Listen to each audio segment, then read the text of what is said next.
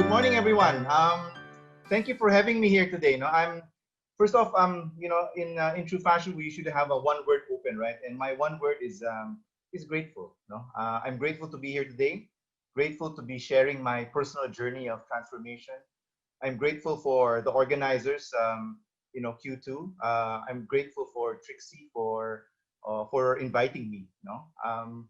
Let's face it. The situation we're in, our world, our country, our businesses, our career, our families, ourselves, it's in flux. I'm sure you know this, right? You know, I learned this from an HR practitioner, and it's an acronym. And first of all, when I first heard of it, I said, "What's this? What does VUCA? What does VUCA mean?" Right? And I heard that from an HR practitioner, and I think you all know what VUCA means, right? So if you know what VUCA means, you can type it on the chat. So for those who don't know what it means, for the entrepreneurs that are here on the call, it's on the webinar. It's VUCA basically means it's volatile, uncertain, complex, and ambiguous, right? And that's the world that we're in right now. And actually, I'm not exempted from this. I am an entrepreneur. I have always been an entrepreneur, and my sandbox this time is hotels. I took a leap of faith, just like what Reyes said. I took a leap of faith in 2011 after I sold Yellow Cab Pizza, which I co-founded. I went into a business that I really didn't know. And right now, where are we? Next to airlines, hotels, whether it's boutique hotels or luxury hotels, we are highly impacted, really. And just to give you a picture of what's happening to us, it's like Cebu has been closed for about 4 months now. We opened just a few weeks ago, about 2 weeks ago, and we're at 10% of capacity compared to last year. Our Dumaguete property, which was supposed to open April, has been delayed for months. It is still closed now. And just like all of you, I've gone through the roller coaster of emotions. When I was writing what I wanted to share with you guys, this roller coaster of emotions was basically summarized into this, hopeless, then turning into hopeful, then turning to hopeless, then turning to hopeful, right? And then all the emotions in between, right? All the emotions in between. Emotions of, disbelief, panic, worry, anxiety, confusion. And then when you become hopeful, emotions of what? Optimism, gratitude, blessedness, rejoicing, excited, engaging, connecting. I've never gone through so many emotions or connected with so many emotions in just 7 months, right? And now, unlike the I said roller coaster, right?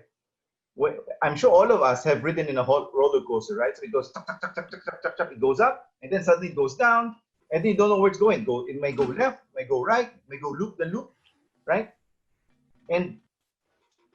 And that's where my emotions were. So basically, the emotions of hopeful, hopelessness, hopeful. But in the past few months, another emotion came in, and that was actually peace. And that's where I am now. And actually, that's where I've been staying at for the past month already, right? So how did I get there? How did I get there? So I'd like to share with you 3 things I learned. So these are the 3 things I learned in my personal journey of transformation. The first one is I really latched on or found a different style of leadership. For the longest time, my version of leadership has been the traditional form of leadership. And what is that? It's more like the army. It's more like our armed forces. It's more like a general. It's triangular, right? So you are, as the leader, you are on top right? And then what happens? You are at the pinnacle, and then everybody basically follows your lead. You just bark orders, and everybody you expect everybody to say yes, sir, down the line, right? It's a top-down approach. For me, it's really a chance. Before I used to, it's a chance for me to boss around people, right? That's why actually, I'll tell you a secret. That's why I never worked a single day in my life, because I never really wanted to be bossed around, because the way I look at leadership is really top down, me bossing around. But 3 years ago, a seed was planted in me. There's a Malaysian that we all know, that Trixie and I know, and his name is George Gunn. He is a master formator, right? And he planted a seed in me because he taught me the concept of servant leadership. Now, what is servant leadership, right? As compared to traditional leadership, right? So traditional leadership calls you become selfish. It's about you. Servant leadership is about being selfless. So from selfish to selfless. From being inward looking, again, it's all about me. It's all about the leader. Inward looking. Now it's an outward focus. From inward looking to outward focus. From I to them. I only realized it's the power of servant leadership.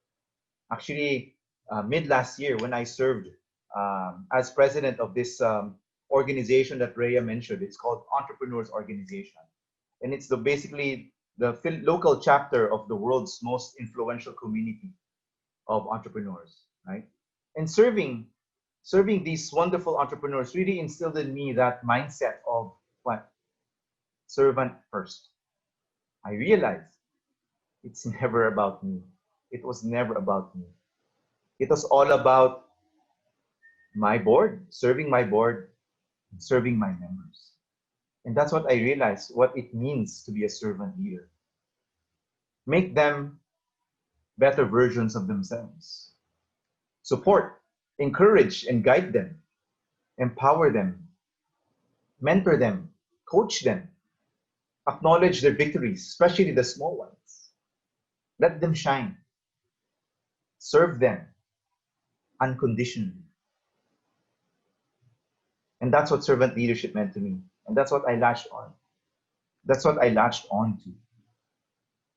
If I may, I'd like to share with you an example of a fantastic human being who is also a servant leader, who had a choice to become destructive or to use a traditional way of leadership, or to become a servant leader. And he chose to be a servant leader.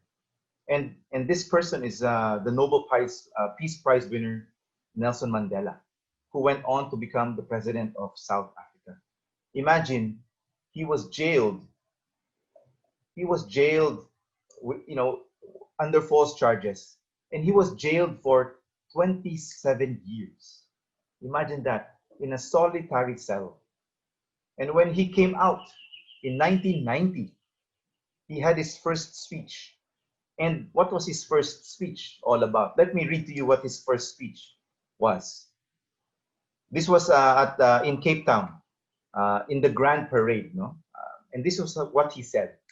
He said to throngs of South Africans, he said, "I stand here before you, not as a prophet, but as a humble servant of you, the people.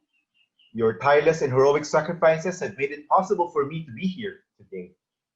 I therefore place the remaining years of my life in your hands."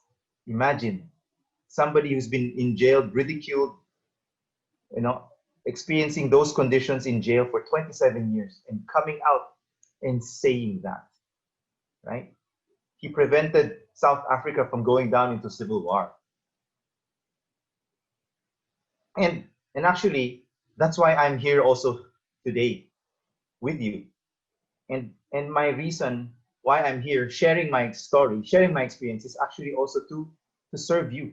Hopefully, one of you, two of you, or maybe more can learn from my story,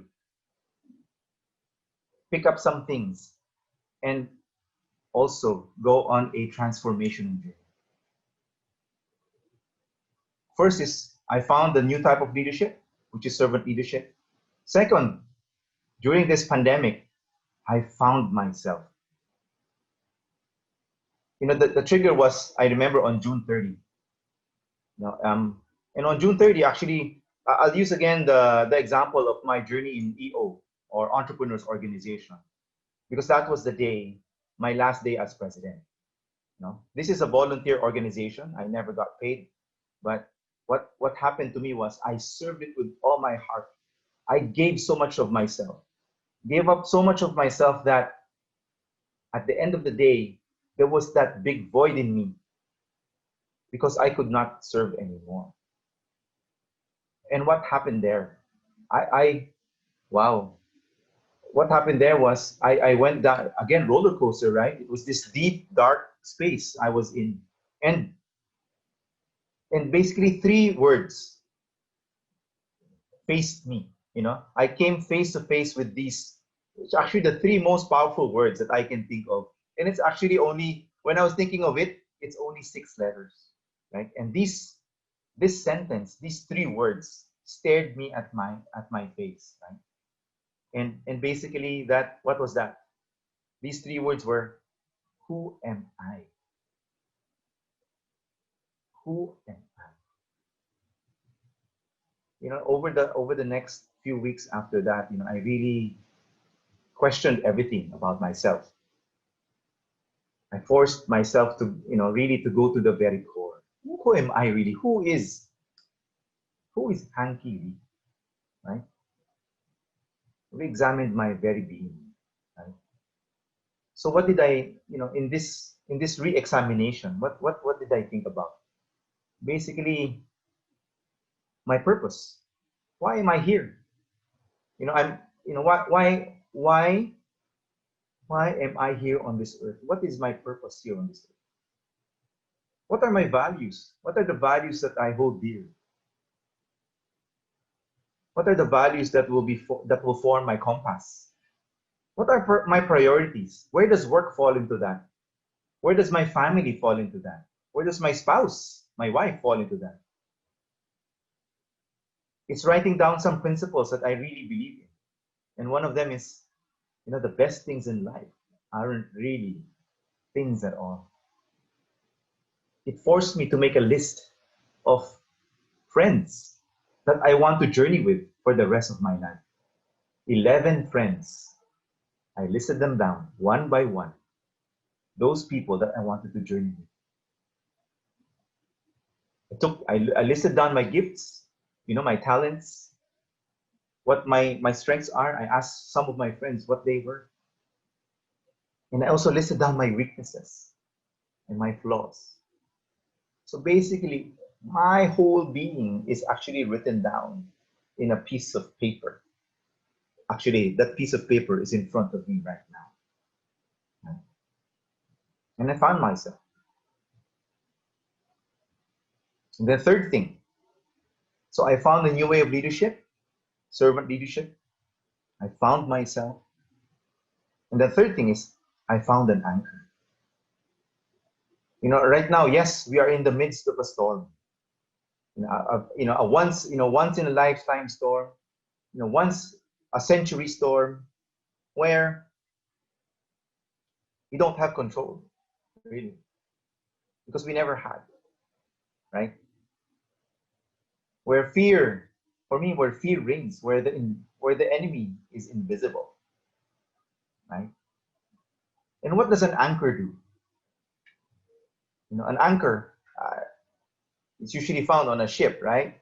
What does an anchor do? An anchor prevents you from, if you throw down the anchor, it prevents you from what? Drifting. It prevents you from crashing into shallow waters. Basically, it provides safety, right? And does a boat sail without an anchor? Never. A boat always sails with an anchor. So actually, it's for me, I found my anchor in, in Jesus Christ. Very simple, right? It was this time where I was able to renew my faith. I basically trusted in Him. I rested in Him, that He is in control, that He has a purpose, plan, and will for my life, for my business, for my family. And because of these three things, I have now peace. I have now peace. 2 days ago, Francis Kong, I was there in day one, and he mentioned the word reset, right? And for me, it's so true. It's a reset. This time that we have right now is so precious. This 6-7 months,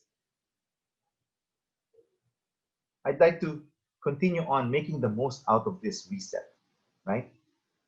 So far, I've found how to lead via servant leadership. I've found myself, and I've found my anchor.